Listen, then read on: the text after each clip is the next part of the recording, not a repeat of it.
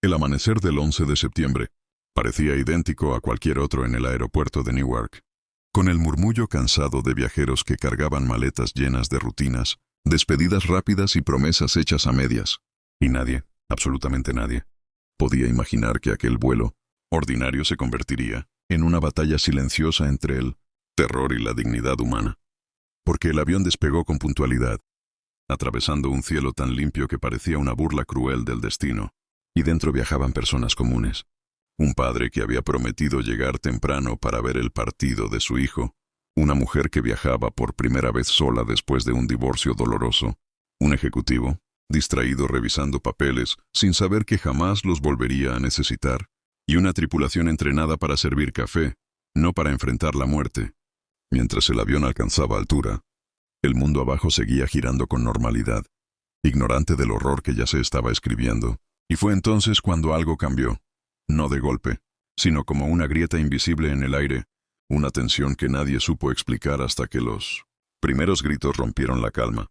hasta que la cabina dejó de ser un espacio seguro y se convirtió en un campo de miedo puro, cuando los secuestradores revelaron su intención y el silencio se volvió más aterrador que cualquier explosión,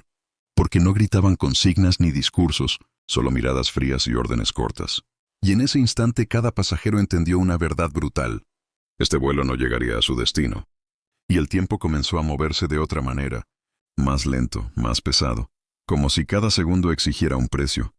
Mientras algunos rezaban en voz baja, otros lloraban sin pudor y otros simplemente miraban al vacío, tratando de aceptar lo inaceptable. Pero en medio de ese caos emocional, ocurrió algo que la historia casi no cuenta. Algo que no nació del heroísmo cinematográfico, sino del instinto humano más básico. La negativa a morir sin luchar,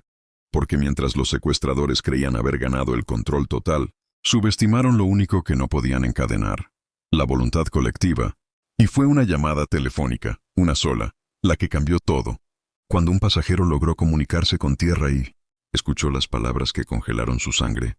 las palabras que confirmaron que otros aviones ya habían sido usados como armas, que aquello no era un secuestro convencional, que el final estaba escrito, a menos que alguien lo reescribiera. Y esa información se propagó como fuego entre los asientos, pasando de boca en boca, de susurro en susurro, encendiendo una chispa peligrosa pero necesaria, porque ya no se trataba de sobrevivir individualmente, sino de impedir una tragedia mayor, y por primera vez desde el despegue, el miedo empezó a transformarse en decisión, en una calma extraña que precede a los actos irreversibles. Y allí, en ese espacio reducido a miles de metros del suelo, personas que jamás se habían visto comenzaron a mirarse como aliados, como hermanos, momentáneos unidos por una causa imposible, mientras la tripulación, con voz quebrada pero firme, comprendía que su deber había cambiado para siempre, que ya no eran solo asistentes de vuelo, sino testigos y participantes de una elección histórica. El avión avanzaba, sí, pero también avanzaba algo más poderoso que el terror. Una determinación silenciosa que crecía con cada respiración, con cada recuerdo de familias lejanas, con cada pensamiento de los desconocidos que estaban abajo, y aunque nadie sabía cómo terminaría aquello, todos entendían que ese vuelo ya no pertenecía a los secuestradores, que algo había despertado, algo que no podía ser detenido con cuchillos ni amenazas, y mientras el cielo seguía azul e indiferente, el vuelo comenzó a luchar, no con armas, sino con el coraje desesperado de quienes eligieron resistir, incluso cuando la esperanza parecía una mentira piadosa, porque algunas historias no existen para contarnos cómo sobrevivir, sino para recordarnos cómo vivir.